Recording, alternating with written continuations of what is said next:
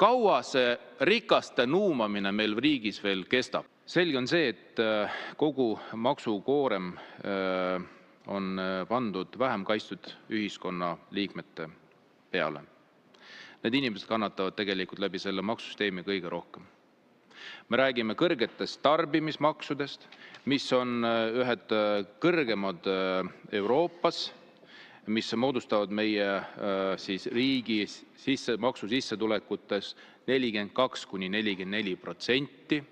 Ja me teame väga hästi, mis see tähendab seda, et väiksema sissetulekuga inimesed tegelikult viivad kogu oma sissetuleku poodi ja jääbki puudu, aga mis puudutab siis tarbimismaksu, siis suhtena jätab veel kõige rohkem seda tarbimismaksu siis riigile maksudena.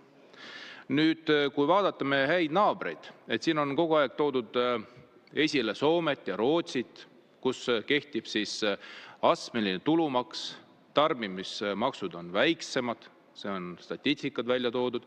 Nüüd on ka Leedu ja Läti tegelikult läinud nii Soome, Rootsi teed.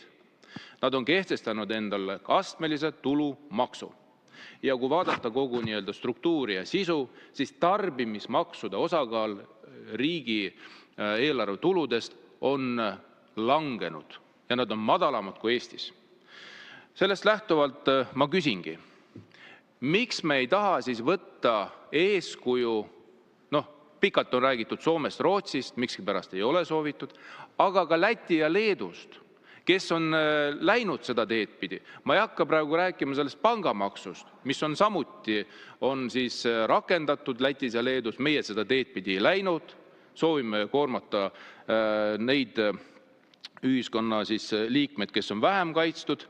Kaua see rikaste nuumamine meil riigis veel kestab?